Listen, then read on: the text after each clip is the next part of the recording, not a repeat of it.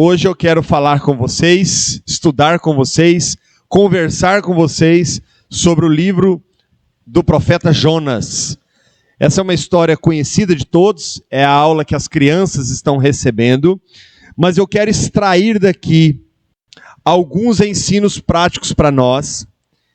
Eu quero extrair daqui também, quero que vocês mantenham suas Bíblias abertas. Eu quero extrair desses textos também, eu quero que os irmãos me ajudem nisso. Identificarmos dentro do livro do profeta Jonas os atributos de Deus. Nós vamos tentar identificar o máximo que conseguirmos, e para isso nós vamos precisar estar bem atentos. Abram comigo o profeta Jonas. Nós vamos ler apenas os 3 primeiros versículos para iniciarmos nosso estudo. Jonas capítulo 1, verso 1. Veio a palavra do Senhor a Jonas, filho de Amitai, dizendo: Dispõe-te, vai à grande cidade de Nínive e clama contra ela, porque a sua malícia subiu até mim. Jonas se dispôs, mas para fugir da presença do Senhor, para Tarsis. E tendo descido a Jope, achou um navio que ia para Tarsis. Pagou, pois, a sua passagem e embarcou nele para ir com eles para Tarsis, para longe da presença do Senhor. Muito bem, então vamos lá. Primeiro, esse livro, irmãos, prestem muita atenção. Este livro é um livro que muitos teólogos liberais dizem que nada disso aconteceu. O livro do profeta Jonas é uma ilustração, é uma parábola. E isso segundo alguns estudiosos da Bíblia liberais. O que são teólogo liberal? Teólogo liberal, ele acredita que muita coisa que está na Bíblia não aconteceu exatamente como está na Bíblia. Às vezes é uma parábola, é um conto para ilustrar alguma coisa. Então, alguns criticam dizendo que não é possível, né, um peixe ter engolido Jonas, Jonas ficou vivo, depois o peixe joga Jonas para fora de novo. Então, para alguns isso é impossível. Tá? A palavra Jonas significa pombo. Ele viveu e profetizou. A Bíblia não é só aqui que fala de Jonas. Abram comigo, por favor, a palavra em 2 Reis, capítulo 14, versículo 23. Olha que interessante, irmãos. Nós já vamos aprender um pouco aqui com esse profeta. 2 Reis, capítulo 14, versículo 23, diz assim. 2 Reis 14, 23. No 15º ano de Amazias, filho de Joás, rei de Judá, começou a reinar em Samaria Jeroboão, filho de Jeoás, rei de Israel. Reinou 41 anos, fez o que era mal perante o Senhor, jamais se apartou de nenhum dos pecados de Jeroboão, filho de Nebade, que fez pecar Israel. Restabeleceu ele, o rei, Jeroboão II, os limites de Israel, desde a entrada de Ramate até o mar da planície, segundo a palavra do Senhor Deus de Israel, o qual falara por intermédio de seu servo Jonas, filho de Amitai, o profeta, o qual era de Gat-Hefer.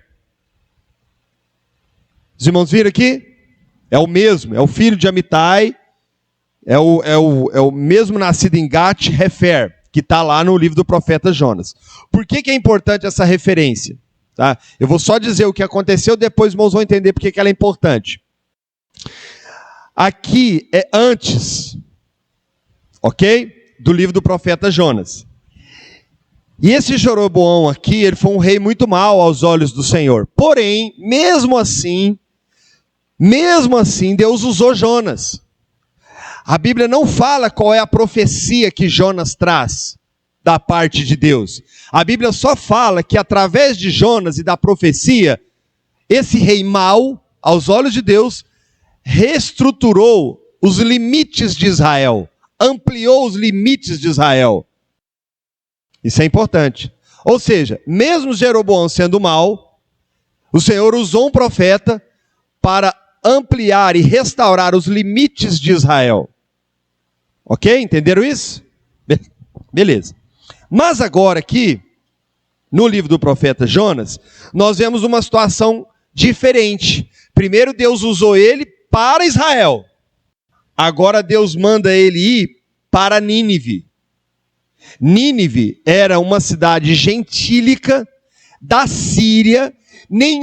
Não há registro de Deus ter mandado outro profeta profetizar em um lugar que não fosse Israel. Não há. Então o Senhor tinha usado Jonas para com Israel, agora Deus fala para ele ir para Nínive. Só que tem um detalhe. Antes ele obedeceu. Aqui não. Aqui ele desobedeceu. Então vamos entender isso, como isso é importante. Outra referência que nós temos de Jonas, eu quero pedir novamente para vocês abrirem, é em Mateus capítulo 12, versículo 38. Mateus, capítulo 12, versículo 38.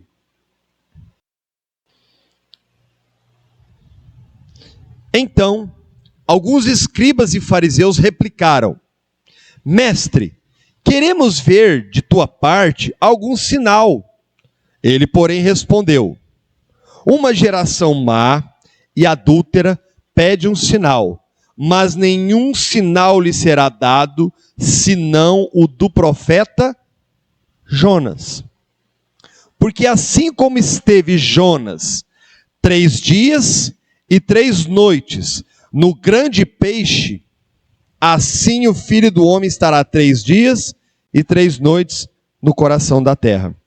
Ninivitas se levantarão no juízo com esta geração e a condenarão, porque se arrependeram com a pregação de Jonas. Eis aqui está quem é maior do que Jonas. Lembra que eu falei que alguns dizem que essa história não é real? Se a história de Jonas não é real, Jesus é um mentiroso. Entenderam? Jesus, ele não apenas cita a história, como ele se compara, em parte, com o que aconteceu com Jonas.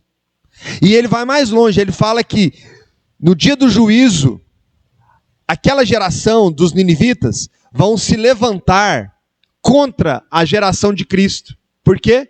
Porque a geração de Nínive se converteu. E há muitos do tempo de Cristo não se converteram ouvindo Jesus falar. Então, para nós, irmãos, essa história aconteceu historicamente. Ela aconteceu cabalmente. Existiu Jonas, ele comprou a passagem, ele foi realmente, ficou no ventre do peixe, 3 dias, 3 noites, o peixe vomitou ele foi lá, pregou, e aquela cidade se converteu. Para nós isso aconteceu. Nós cremos nessa literalidade bíblica. Ok? Muito bem. Jonas é o único profeta enviado do Antigo Testamento para o Novo, já é um prenúncio, já é um anúncio do Novo Testamento. Ok? Então Deus usa Jonas já como um prenúncio do que seria Cristo mesmo, que viria para pregar não só a casa de Israel, mas a todos. E o livro de Jonas, irmãos, ele aponta diretamente para Cristo. Muito bem. Então vamos lá. Podemos dividir o livro em 4 partes, porque são 4 capítulos. Fiquem comigo, queridos. Primeiro, Jonas foge da presença do Senhor. Segundo, Jonas se submete a Deus no ventre. Terceiro, Jonas cumpre a ordem de Deus. E quarto, Jonas questiona a vontade de Deus. Esse livro de Jonas, irmãos, ele é importante porque ele mostra um Deus missionário. Os irmãos sabiam disso? Deus é missionário. Deus é um Deus de missão. Deus é um Deus que vai em busca, vai atrás do pecador. Vocês se lembram quando Jesus disse que eu vim para buscar e achar o que estava perdido? Então Deus sempre veio ao encontro do homem. E aqui eu quero parar por um instante e dizer, irmãos, eu sempre digo isso e vou continuar dizendo, vocês vão cansar de ouvir. Se não fosse Deus ir atrás de nós, nós nunca teríamos vindo a Ele. Somos pecadores, jamais iríamos a Deus. Então Deus veio até nós. Amitai, o filho dele, o pai deles, Amitai quer dizer verdade. A palavra Amitai quer dizer verdade. Você quer ser um profeta de Deus, irmão? Primeira coisa que você tem que entender é isso. Você tem que ser filho da verdade. Comprometido com a verdade. Não abra mão da verdade. Esteja cativo à verdade. É um ensinamento importante para nós. Nínive era a capital da Síria. Síria era um povo muito... eram inimigos mortais de Israel. Então, para Jonas, não era uma coisa simples. O que Deus pediu para Jonas não foi uma coisa simples. Entende isso, irmãos? Coloque-se no lugar dele. Coloque-se no lugar dele. Vou fazer uma ilustração aqui, bem radical, para que os irmãos entendam, ok? Imagine que exista um grupo de criminosos aqui na cidade que mora em um determinado bairro. Esse grupo de criminosos foi até o seu bairro onde você mora e saqueou muitas casas, matou crianças, inclusive alguém da sua família. E aí Deus fala assim com você: agora você vai lá naquele bairro daquele grupo de assassinos e vai pregar a minha palavra para eles. É mais ou menos isso. O desafio não era pequeno não, irmãos. Uma coisa era profetizar dentro de Israel. Outra coisa era ir lá fora. Uma coisa é para mim pregar o evangelho para vocês. Falar do Senhor para vocês. Trazer um estudo bíblico para vocês. Outra coisa é ir lá fora. É muito diferente. E aqui eu já preciso tirar um ensino importante. Porque, irmãos, prestem muita atenção no que eu vou dizer. Irmãos, nós somos tão religiosos que nós só queremos absorver. Nós queremos só para nós. É por isso que a maioria das igrejas, elas são exclusivistas. Só tem salvação aqui, Deus só opera aqui, só nós temos a verdade, só aqui que é bênção. Era o pensamento de Jonas. Quando Deus falou para Jonas pregar, profetizar em Israel, mesmo sendo governado por Jeroboão, mesmo sendo um rei mau, mesmo estando em pecado, em desobediência, ele não teve dificuldade. Ele foi lá e pregou, ele foi lá e falou, ele foi lá e profetizou, e Deus honrou ele. Mas quando foi para sair dos limites de Israel, ele hesitou. Os irmãos entendem isso? Os irmãos já trouxeram para si? Quando é para fazer a obra aqui, ó, eu quero, eis-me aqui, olha, conta comigo, vamos lá. Mas quando é para ir para fora, se for para ir para cadeia, pregar, se for para ir para casa de recuperação, se for para ir para o lar dos idosos, se for para ir na rua, se for para ir naquele bairro perigoso, não. Aí não. Deixa eu quietinho aqui. Foi exatamente esse o pensamento dele. E tem mais. Eu quero mergulhar um pouco mais fundo nesse aspecto. Tem mais. Os irmãos já pararam para pensar no lugar de Jonas, como ficaria a reputação dele? Jonas, ele era um homem israelita, de um país que Deus levantou muitos profetas, muitos. que profetizaram, como por exemplo Isaías, Jeremias e tantos outros, e agora Deus levanta ele e faz uma coisa que Deus não fez com nenhum outro profeta. Irmãos, o povo de Israel achava que a salvação era só para eles. Eles eram exclusivistas, eles se achavam melhores. Agora imagina só na cabeça de Jonas como que ia ficar a reputação dele, se os amigos dele, se as pessoas à sua volta, se os demais profetas soubessem que ele foi enviado para outro lugar, para pregar para os inimigos. Como que ia ficar a reputação dele? Como que ele ia olhar para os outros profetas? E às vezes nós pensamos isso, né? Quando, irmãos, falamos em missões, evangelismos, os irmãos já perceberam o quanto nós somos seletivos? Se a gente vai falar com alguém que está bem vestido, que fala bem, que dá uma abertura boa, que conversa bem, que é educado, até flui bem. Mas quando é uma pessoa que não está tão bem vestida, que não está tão bem cheirosa, que às vezes aos nossos olhos nem é tão digna, nem merece tanto. Eu estava conversando com o Gabriel, e ele me contou uma coisa que eu estava meditando essa palavra, e até a gente conversou um pouco sobre isso, e houve um debate dentro da sala de aula. E no debate da sala de aula, o debate era sobre pena de morte, na faculdade. E alguém, falou, olha, falando contra a pena de morte, né? Olha, se alguém é condenado à pena de morte, ela pode perder a oportunidade de ouvir o evangelho. Foi um argumento de alguém. Aí alguém falou assim, mas como assim? Então, alguém que estuprou vai para o céu? Tem oportunidade de ir para o céu?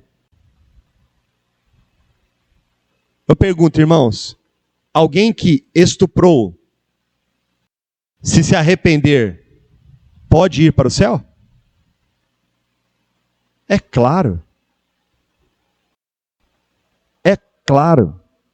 Ah, mas eu não aceito isso, eu não admito isso. Isso aí. Por que não?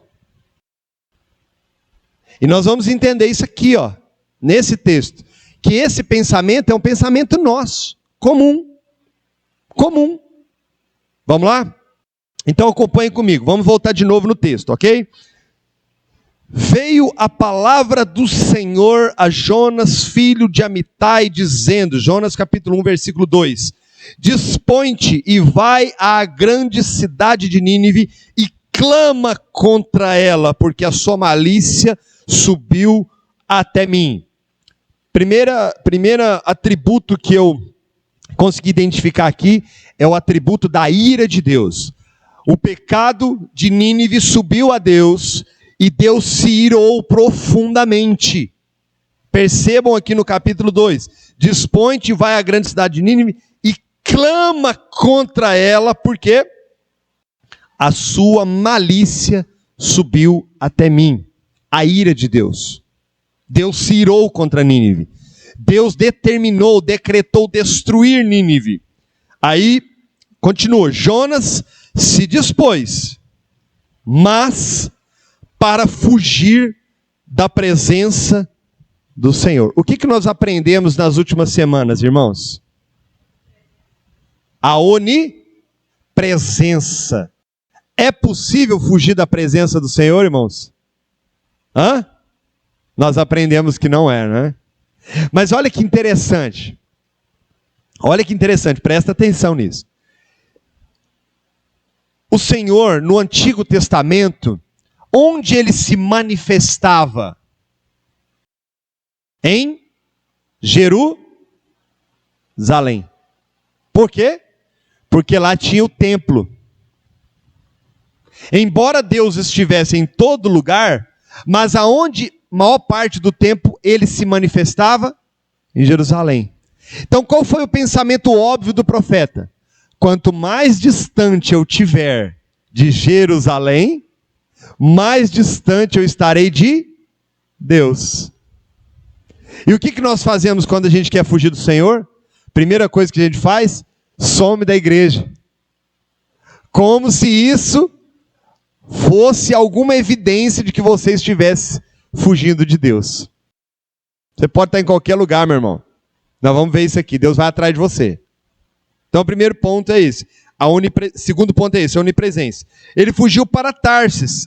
Isso é interessante que se vocês depois pegarem o mapa, vocês vão ver que a Síria está de um lado, Nínive, e Tarsis está do outro lado. Totalmente oposto. Ele pegou exatamente a rota oposta. Ele estava no meio, ele estava no centro, Síria estava de um lado e Tarsis estava do outro. Olha que interessante. Ele desce a Jope, era uma cidade litorânea, achou o navio para ir para Tarsis, pagou, pois, a passagem, embarcou no navio para ir com eles para Tarsis, para longe da presença do Senhor. Olha que curioso. Sempre que a gente quer fugir da presença do Senhor, a gente começa a descer. A gente desce para Jope, de Jope a gente compra a passagem, desce para o navio, e não satisfeito a gente desce para o porão do navio. Sempre que a gente quer fugir do Senhor, a nossa vida começa a entrar em declínio. Declínio total. Declínio moral, declínio espiritual, emocional. Todas as vezes que a gente desobedece ao Senhor e quer fugir, ou pelo menos tentar, né? Ou pelo menos tentar, acontece um declínio total na nossa vida. Foi o que aconteceu com Adão. Quando Adão pecou, a depravação total. Quando ele peca, o que ele faz? Ele foge, ele se esconde. Irmãos, fiquem aqui comigo, prestem minha atenção, olhem para mim. A maior tolice que um crente pode tentar fazer é se esconder de Deus. Faz isso não. Por maior que seja o seu deslize, o seu pecado, dobre os seus joelhos, confesse, reconheça Deus, peça perdão, chore, passe noites chorando em lágrimas, mas não tente fugir de Deus. Vamos continuar. Versículo 4. Mas o Senhor lançou sobre o mar um vento forte, um forte vento. Mas o Senhor lançou sobre o mar um forte vento.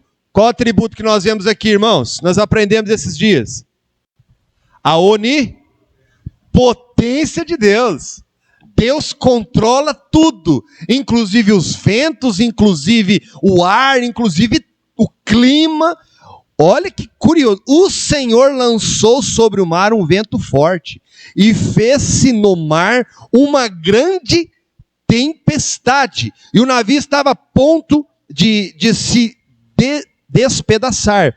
Então os marinheiros, cheios de medo, clamavam cada um ao seu Deus e lançavam ao mar a carga que estava no navio para aliviarem o peso dela. Jonas, porém, havia descido ao porão. Lembra que eu falei que ele desceu ao porão?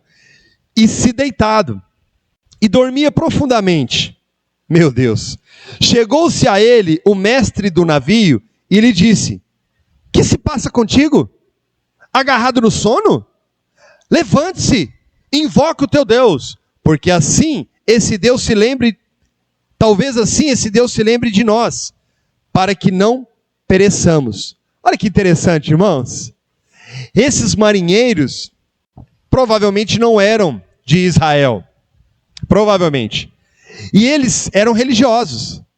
Eles ficaram tão desesperados que cada um começou a orar ao seu Deus. Começou a orar ao seu Deus. Começou a orar, cada um foi. E aí, no desespero, alguém deve ter dado um toque. Falou, tem mais um lá no fundo, lá no porão. O cara estava dormindo, irmãos, literalmente. O profeta Jonas, no meio da tempestade, olha, presta atenção, irmãos, o barco, a tempestade foi tão forte que o barco estava a ponto de despedaçar. Presta atenção, irmão, não era uma chuvinha, não era uma garoinha de São Paulo, não. Era uma tempestade que estava ao ponto de destruir o próprio barco. E Jonas dormindo, sossegado. tranquilo. Sabe o que eu vejo aqui, irmãos? A indiferença que muitos de nós vivemos como crentes. Não bastando, muitas vezes, a nossa desobediência a Deus, não bastando nós tentarmos fugir de Deus, nós ainda vivemos uma vida indiferente. O pecador está indo para o inferno, as pessoas estão morrendo, as pessoas estão perecendo, e nós estamos de boa. Nós estamos tranquilos. Como igreja, irmão, nós estamos tranquilos. Eu não sei se os irmãos têm visto noticiários. Eu não sei se os irmãos têm acompanhado. Está sendo votada a legalização do aborto no Brasil. Banheiros neutros nas escolas. Eu não sei se os irmãos, não sei que planeta que os irmãos estão, mas nós estamos vivendo, meus irmãos, um momento de uma tempestade séria. Deus está mandando uma tempestade séria. E um dos motivos de estarmos vivendo isso, especialmente no Brasil, é a indiferença da igreja. Enquanto nós tínhamos que estar preocupados com os perdidos, nós estamos preocupados com o canal do YouTube, Gelo Seco, luzes na igreja, o show gospel. Nós estamos preocupados com isso. Nós estamos tranquilos. Nós estamos vivendo, meus irmãos, um momento de um juízo de Deus e estamos dormindo. Está tudo bem. Está tranquilo.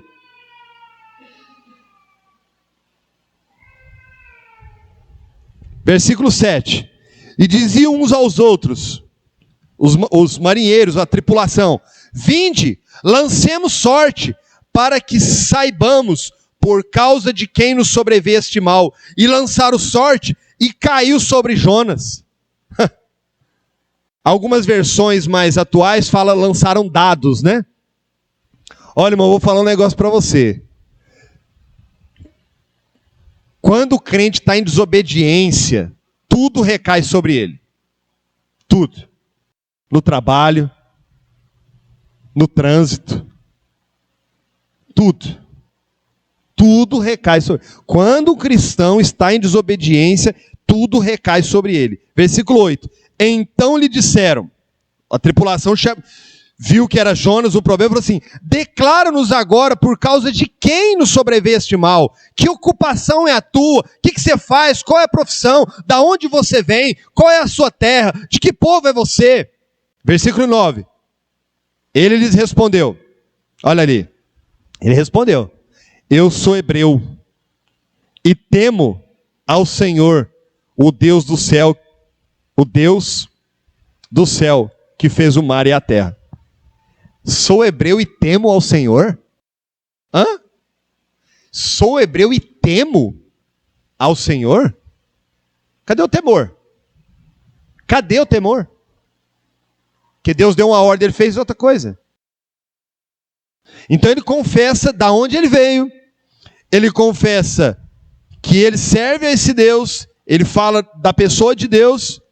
Versículo 10. Então os homens ficaram possuídos de grande temor e lhe disseram: que é isso que fizeste? Pois sabiam os homens que ele fugia da presença do Senhor, porque ele havia declarado. E disseram-lhe: que te faremos para que o mar se nos acalme? Porque o mar se ia se tornando cada vez mais tempestuoso. E respondeu-lhes: tomai-me e lançai ao mar, e o mar se aquietará, porque eu sei que por minha causa vos sobreveio esta grande tempestade. Irmãos, Jonas, ele estava tão relutante, Jonas estava com o coração tão duro, que ele estava disposto a morrer, mas não obedecer. Os irmãos entenderam? Me lancem no mar. O que acontece? O mar, do jeito que estava, lançá-lo é morte. Não tinha escapatória. Irmão, vou falar uma coisa para vocês. Quando o cristão está em pecado, em desobediência, isso atinge tudo à sua volta. Seu lar, seus filhos, seus pais, seus amigos, seu local de trabalho. O barco começa a ir à deriva. Não tem uma coisa mais séria do que isso, irmãos. E Jonas, ele estava tão orgulhoso e tão determinado a não fazer o que Deus mandou, que ele falou, me joga no mar que resolve tudo. Queria morrer mesmo. Ele estava disposto a morrer, mas não fazia a vontade do Senhor. E outro detalhe, prestem muita atenção. Quando perguntaram para ele, ele tinha a resposta na ponta da língua. Nós sabemos exatamente, irmãos, quando estamos em pecado. O Espírito Santo não nos deixa enganado. Ele sabia exatamente aonde estava a falha dele, onde estava o pecado dele, e ele declara isso, mas não para o Senhor, para os homens. Para os homens. Vejam comigo o versículo 12. Versículo 13. Entretanto, os homens remavam, esforçando-se por alcançar a terra. Olha para vocês verem, aqueles homens não jogaram Jonas imediatamente no mar. Não jogaram. Eles tentaram salvar Jonas. Começaram Jonas e o barco. Vamos tentar mais um pouco. Vamos tentar mais um pouco. Irmãos, prestem atenção. Não dá. A coisa mais sensata que um homem pode fazer é confessar o seu pecado o quanto antes. Não vai chegar inteiro. Não adianta continuar. Vai piorar. E aí ele continua. Versículo 14. Então clamaram ao Senhor. Olha que bonito isso aqui. Quem que clamaram? Aqui está no plural. Quem que clamaram? A tripulação. Os marinheiros. Eles, os ímpios, fizeram o que Jonas não fez. Os ímpios. Perceba, irmãos, se nós nos calarmos, quem que vai clamar, diz a Bíblia? As pedras. Isso é vergonha para nós. Aquilo era vergonha para o profeta. Aquilo era uma desonra para ele. Percebam. Então clamaram ao Senhor e disseram, ah, Senhor, rogamos-te que não pereçamos por causa da vida deste homem, e não faça cair sobre nós este sangue, quanto a nós, inocente, porque tu, Senhor, fizeste como te aprouve. E levantaram a Jonas e o lançaram ao mar, cessou o mar da sua fúria. Temeram, pois, esses homens em extremo ao Senhor, e ofereceram sacrifícios ao Senhor, e fizeram votos. Olha que coisa linda. O profeta, pensa nessa cena, irmãos. O profeta, sem querer, foi usado para a salvação daqueles marinheiros. Vocês já pararam para imaginar a vida desses homens a partir desse momento? Nos versículos anteriores, eles estavam orando a vários deuses, desesperados, sem resposta. Mas quando eles oraram ao Deus de Israel e obedeceram, que era lançar o Jonas ao mar, o mar se acalmou aos olhos deles. E eles se converteram, e fizeram sacrifício, e fizeram votos. Irmãos, eu fico imaginando as cenas, pegando aqueles deusezinhos de barro deles, e jogando no mar. E cantando ao Senhor e orando. Olha que coisa extraordinária que aconteceu. Mas e o profeta? No mar, foi lançado. Capítulo 2. Vamos lá. Não, versículo 17. 1:17. Deparou o Senhor um grande peixe para que tragasse a Jonas. E esteve 3 dias e 3 noites no ventre do peixe. Aqui eu vejo 2 atributos. O primeiro a gente já falou. Deparou Deus o grande peixe. Quem controlou o peixe foi Deus, não foi? Qual o atributo? Onipotência. E o outro, aqui no versículo. O peixe foi lá, pegou ele, engoliu ele, não o matou, ele ficou vivo lá dentro. Qual o atributo? Pode falar mais alto. A Najara mesmo falando alto, já não escuta. Misericórdia, irmãos. Deus foi misericordioso com ele. Deus poderia ter destruído, não poderia? Deus poderia ter abandonado ele, não poderia? O que você faz quando você pede a pessoa para fazer uma coisa e essa pessoa resolve não fazer? Você deixa para lá, não é? Ah, não quer então, fica para lá. Deus poderia ter feito isso. Não, Jonas não quer? Tem quem quer. Eu levanto o outro. Nisso, irmãos, nós vemos outro atributo de Deus. A soberania de Deus. Deus queria usar a Jonas. Não era o Pedro. Não era o Paulo. Não era o pastor Lucas. Não era o pastor Whindersson. Era Jonas. Deus poderia destruir Jonas e não fez. Deus poderia abandonar Jonas e não fez. Deus poderia escolher outro para cumprir a missão e também não fez. Mas foi atrás de Jonas. Irmãos, Deus é soberano. Se Ele quiser você, nada vai impedir os planos de Deus. Você pode tentar fugir, você pode espernear, você pode ir para onde você quiser, você pode ir para casa da sua mãe, você pode viajar para patrocínio, você pode fazer o que você quiser. Não adianta. Ele vai atrás de você. Ele vai buscar você. Vai ser mais doloroso, vai ser mais difícil. Mas Ele vai trazer você para o lugar que Ele quer. Por quê? Porque Deus é soberano. E nenhum dos teus planos pode ser frustrado. Amém, pastor Lucas? Vou falar mais não, senão eu, te atrapalho, né? Amém. Então vamos prosseguir então, irmãos. Eu já até me perdi aqui no meu esboço. Calma lá. Só um minuto. Falei. Muito bem. Agora, antes de entrar no capítulo 2, eu quero observar com vocês algumas coisas. Mantenha a Bíblia aberta. Olha para os irmãos verem que bonito essa reflexão. Deus tem o controle de tudo,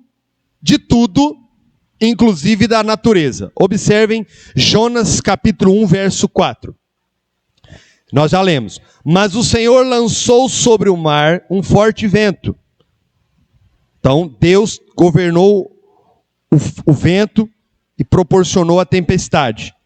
Jonas capítulo 1, verso 15. E levantaram a Jonas e lançaram ao mar, e cessou o mar da sua fúria. Então, mesmo Deus que agitou o mar, acalmou o mar. Jonas capítulo 1, verso 17.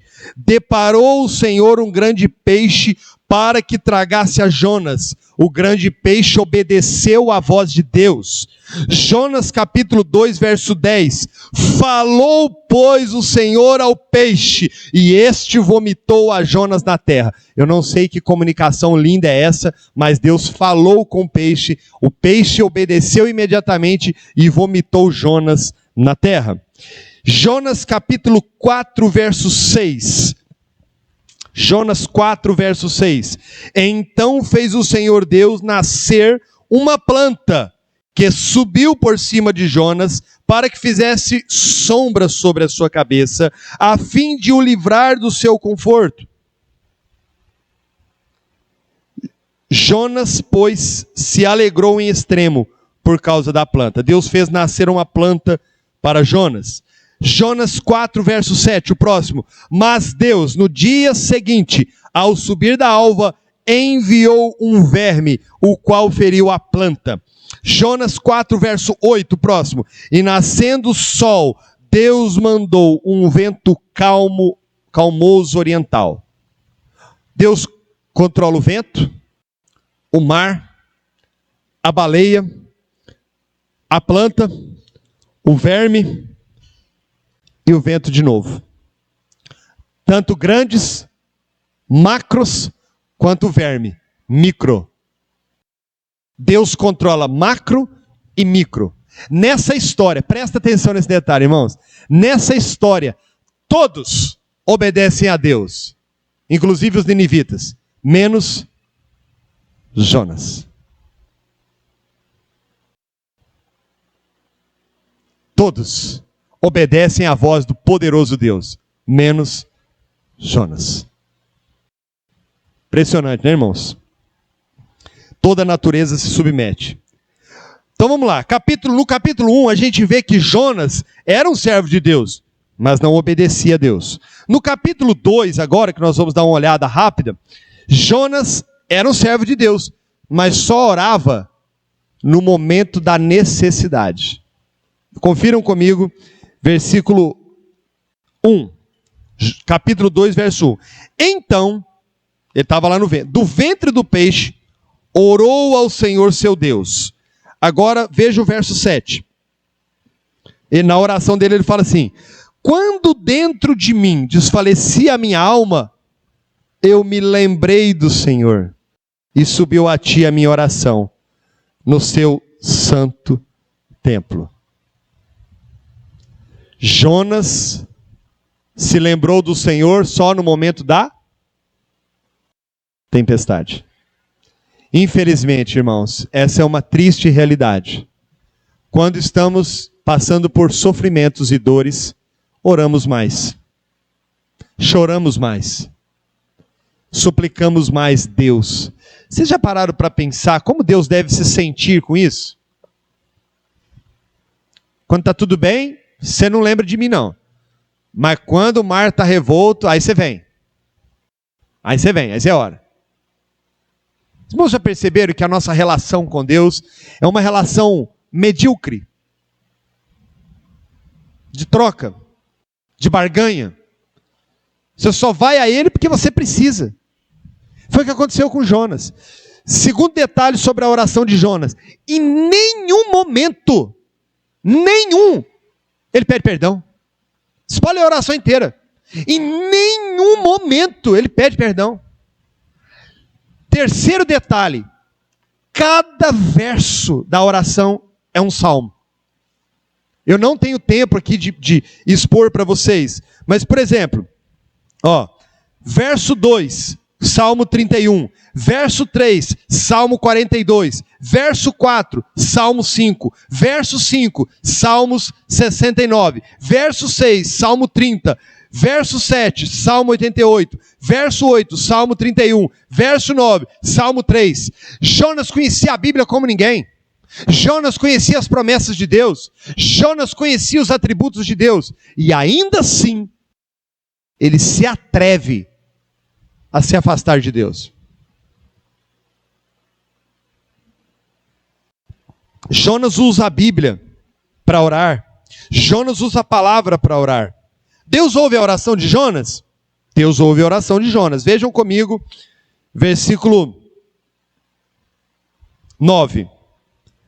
Mas com a voz do agradecimento eu te oferecerei sacrifício. O que votarei, pagarei. Ao Senhor pertence a salvação. Falou, pois, o Senhor ao peixe, e este vomitou-o na terra. Irmãos, Jonas era reformado, sabia? Jonas era calvinista. Ele entendeu certinho aqui, a salvação pertence ao Senhor, não pertence a mim, não pertence a Israel, não pertence a mais ninguém, pertence a Deus e Ele salva quem Ele quer. A salvação quem opera é Ele. Aqui, não é eu que estou falando não, aqui. E o Senhor falou ao peixe, o peixe vomitou na terra. Olha que interessante, prestem muita atenção. O peixe não vomitou Jonas em Nínive. Até porque não tinha jeito. Geograficamente era impossível. O peixe vomitou Jonas na beira-mar, aonde ele pegou a passagem. Ele teve que voltar para casa. E aí no capítulo 3 fala assim: veio a palavra do Senhor segunda vez a Jonas dizendo. Talvez Jonas pensou, né?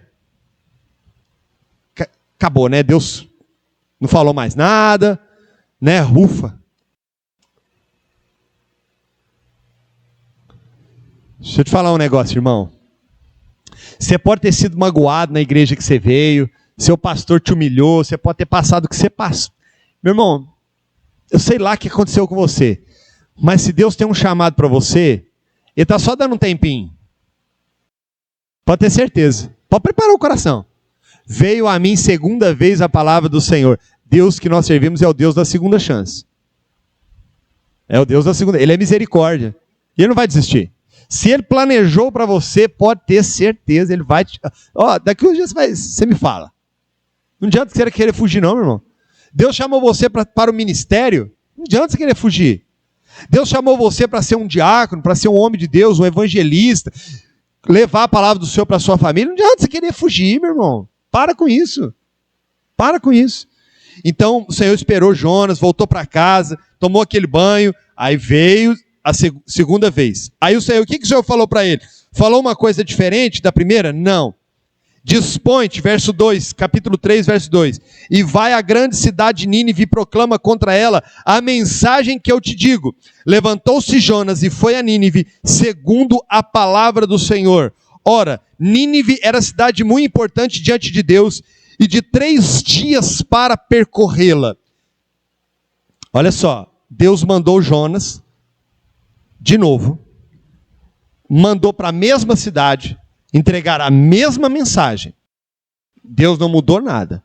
Irmãos, Deus é o mesmo ontem, hoje e eternamente. Tem variação de dúvida. Deus não é como nós, que cada dia amanhece com um pensamento diferente. Deus tem os seus decretos, Deus tem os seus planos e os seus projetos, e nenhum deles podem ser frustrados. Agora aqui entra um detalhe importante, que eu quero meditar com vocês. Observem aí, versículo 3. Nínive era uma cidade muito importante diante de Deus e de 3 dias para percorrê-la. Começou Jonas a percorrer a cidade, caminho de 1 dia, e pregava e dizia: ainda 40 dias, e Nínive será subvertida. Certamente passou desapercebido um detalhe. A cidade era grande, precisava 3 dias para percorrê-la. Ele fez em 1. Por quê? Ele foi correndo. Ele fez com tanta má vontade. Sabe criança, quando você fala assim, menino, vai pôr o chinelo? Aí o menino não quer pôr o chinelo. Não, menino, eu estou mandando agora. Aí ele vai correndo com tudo e batendo no pé e volta correndo com tudo para voltar para o brinquedo, para voltar para a televisão. Foi assim que Jonas fez. Ele foi correndo de bicão para acabar logo com o negócio, para fazer de qualquer jeito. O que era para fazer em 3, ele fez em 1. Ele passou por Nínive igual o The Flash. E tem outro detalhe, que vocês não prestaram atenção. A pregação de Jonas não menciona Deus, não chama o arrependimento, ela é totalmente fria e sem amor. Imagine só, você, se Deus chama você para ir lá no hospital da Santa Casa hoje, e fala assim, vai lá e proclama contra aquele hospital. Vai lá e fala que eu vou destruir eles hoje à noite. O que você pensa? Como assim, Senhor? Misericórdia. Ô Senhor, tem misericórdia. Não, vai lá e fala que eu vou destruir eles hoje. O que é o natural? Você vai. Mas você vai cheio de amor. Gente, Deus mandou dizer para vocês que vocês vão morrer hoje. Mas convertam-se. Se arrependam, peçam perdão, talvez Deus tenha misericórdia. Não, Jonas não fez nada disso. Ele passou igual um raio, correndo e dizendo, gritando. Olha só, ainda 40 dias e Nínive será subvertida. E passou gritando, ainda 40 dias e Nínive será subvertida. Ele passou gritando isso. Aí alguém pode argumentar, mas não foi o que Deus mandou falar? Foi, claro que foi. Mas nós vemos o que estava no coração do profeta. Sabe o que o profeta queria? Eu quero mais é que Nínive vá para o inferno. Eu quero mais é que exploda. Eu quero mais é que a ira de Deus despeja mesmo. Eu quero mais é que vocês sejam condenados mesmo. Irmãos, prestem bem atenção. O Jonas não era idiota. Ele sabia que se Deus quisesse destruir Nínive mesmo, Deus simplesmente teria destruído. Não precisava de um profeta anunciar. O fato de Deus enviar um profeta implicava que haveria uma possibilidade de perdão. E isso para ele era inaceitável. É por isso que ele passa correndo igual um louco e falando só essas palavras. Ele não menciona Deus, ele não fala de arrependimento, de amor, de perdão, de misericórdia, de nada. Ele queria que Nínive fosse para o inferno.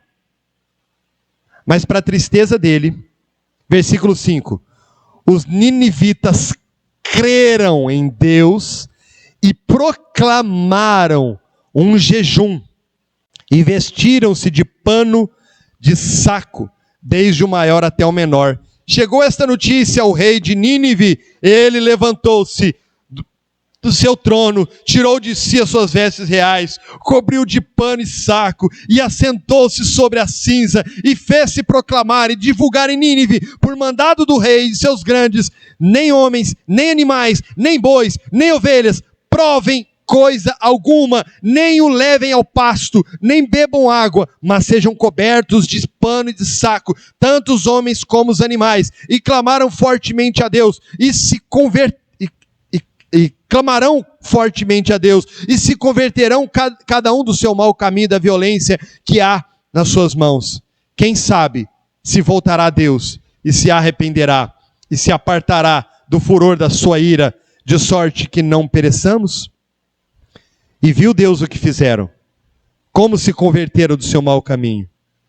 E Deus se arrependeu do mal que tinha dito, que lhes faria, e não o fez. Aconteceu o que Jonas não queria. Ele entregou a mensagem de qualquer jeito, correndo, com má vontade, com bicão, batendo, levantando poeira com suas pisadas. Mas aquela cidade inteirinha se converteu. Eu quero fazer uma pergunta para vocês, quero que vocês sejam bem honestos. Vocês acham que alguém se converteria, humanamente falando, apenas com esta frase? Ainda 40 dias, e Nínive será subvertida. Tenta evangelizar isso lá na sua família, irmão. Vai lá, hoje, almoço de domingo. Sabe aquela lasanha que você foi convidado lá hoje, seus familiares? Chega lá e fala isso.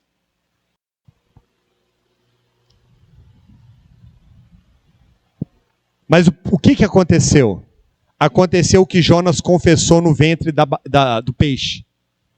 A salvação pertence ao Senhor. Quem salva é o Senhor.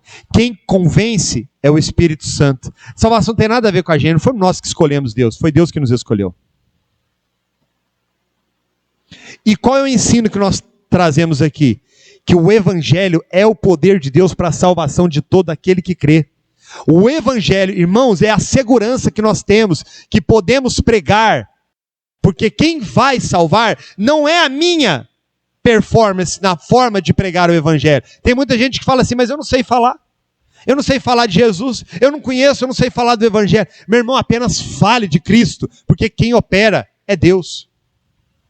Só que Jonas não queria. E aí eu quero terminar minha reflexão com vocês, aqui dizendo o seguinte. Primeiro aqui, só voltando rapidamente ao capítulo 3.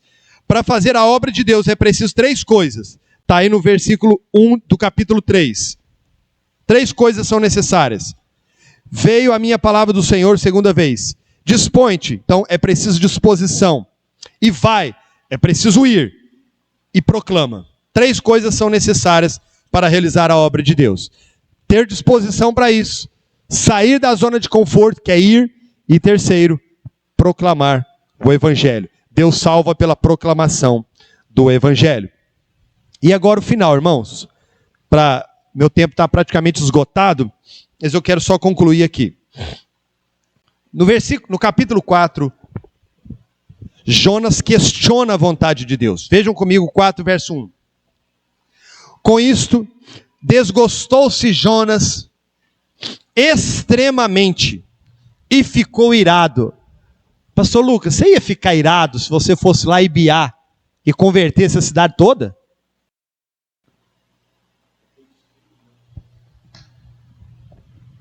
A gente vai para Ibiá, louco para Deus salvar pelo menos um, no culto. A gente sai com evangelismo, vai na casa de recuperação, vai debaixo de oração, Deus salva aquelas pessoas. Aí você vê todo mundo assim. Mas ele tá bravo, ele tá irado.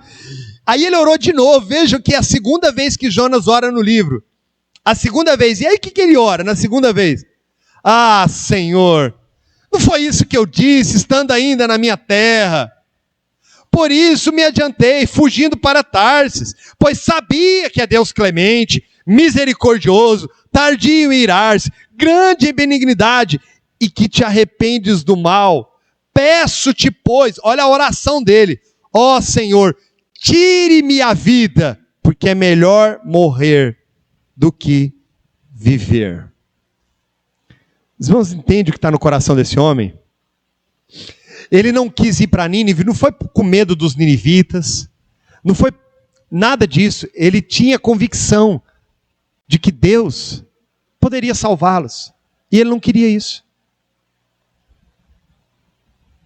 Existem algumas teorias, né, que Jonas tinha que matar os pais dele. Vamos ficar aqui na palavra. O porquê nós não sabemos. O fato é que ele tenta se justificar. Ele tenta falar, Senhor, foi por isso que eu fugi. Foi por isso que eu peguei outro caminho. Foi por isso que eu deixei de ir na igreja, Senhor. Foi por isso que eu parei de frequentar as reuniões. Foi por isso que eu parei de me envolver com essa igreja. Foi por isso que eu parei de realizar a obra. Meus irmãos, nós temos tantos motivos.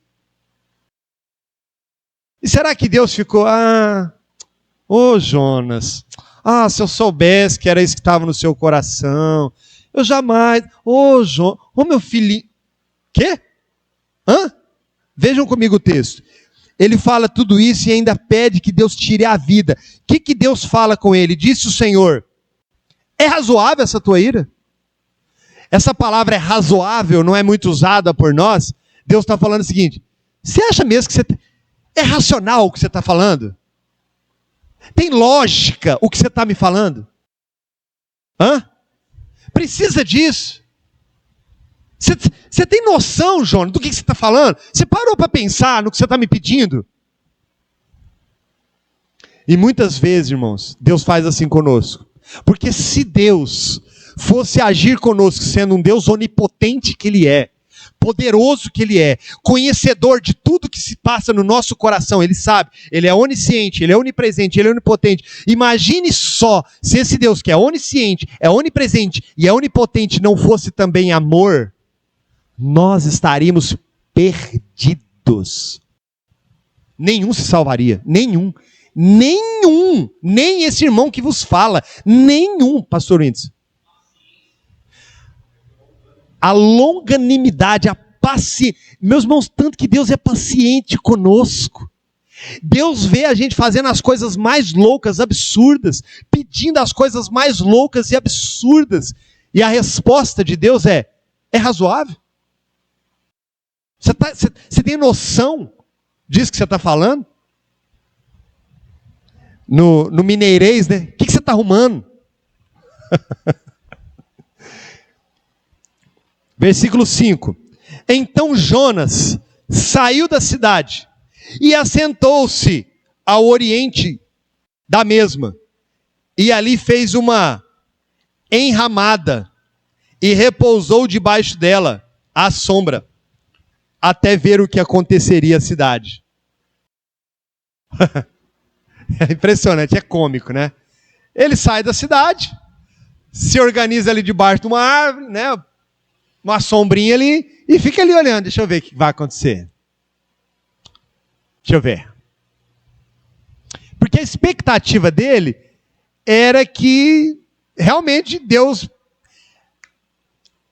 tivesse um start, voltasse a si e falar, não, vou ter que destruir mesmo, tem jeito não. Era essa a expectativa dele. A expectativa dele era essa, porque ele para ver o que ia acontecer. Se não ia acontecer nada, ele não ia parar para ficar olhando, ele ficou lá, não, vamos aguardar. Vai que, né? Vai que Deus volta a recobrar, né, o juízo.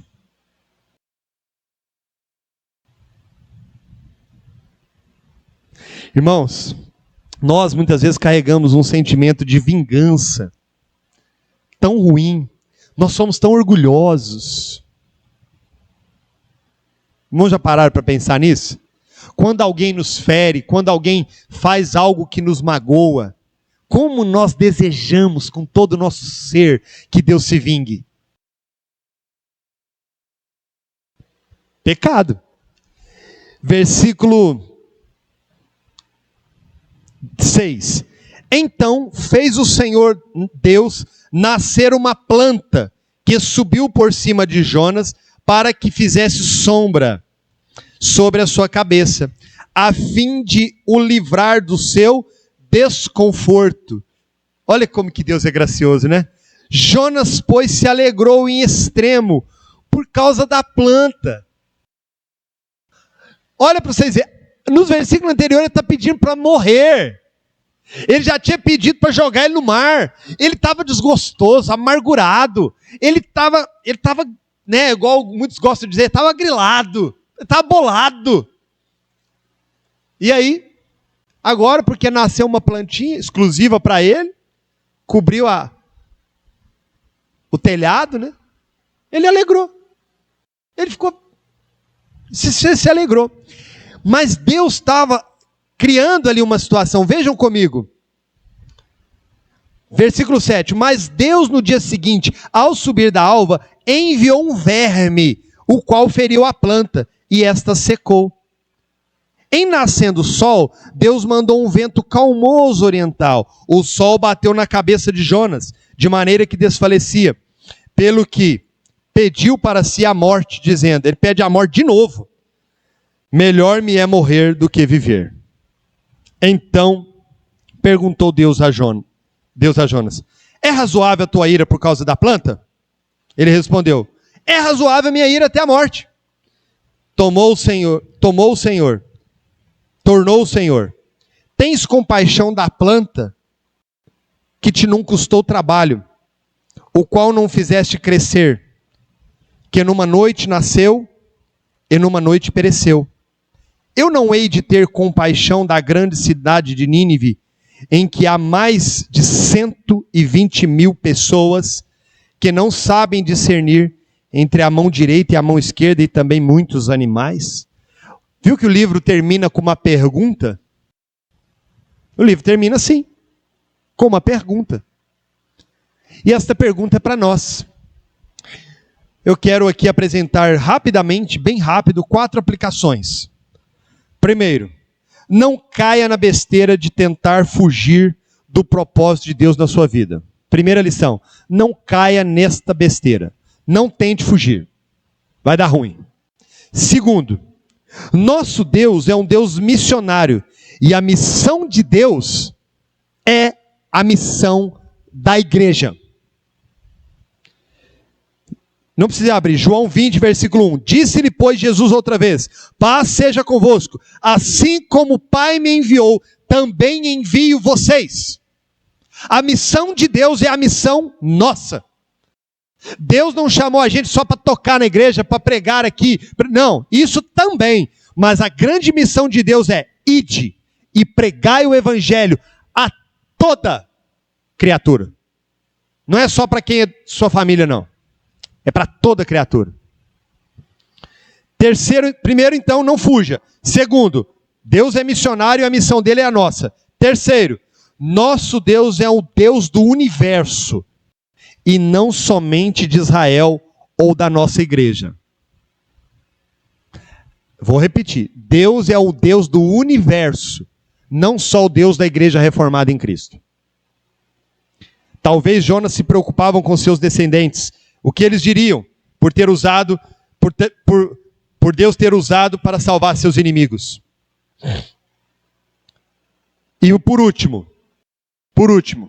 deixa as crianças entrarem, eu vou encerrar. As crianças, por favor, vão direto para suas cadeiras.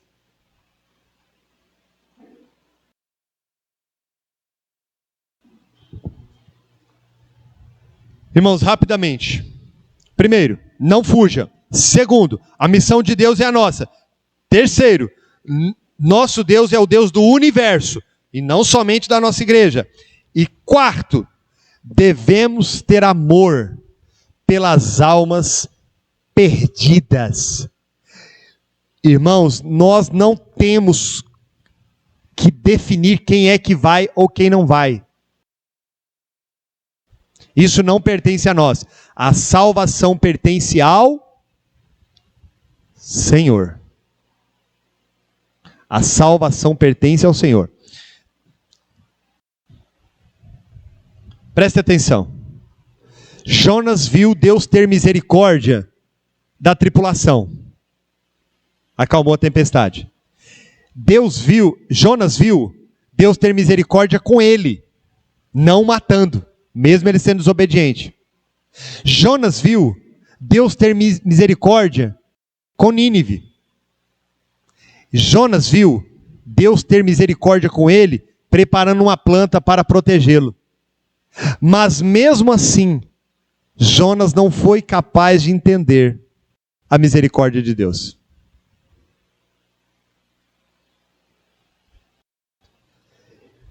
E eu quero dizer, finalizando, antes de você julgar alguém, se olhe no espelho e veja quão misericordioso Deus tem sido com você.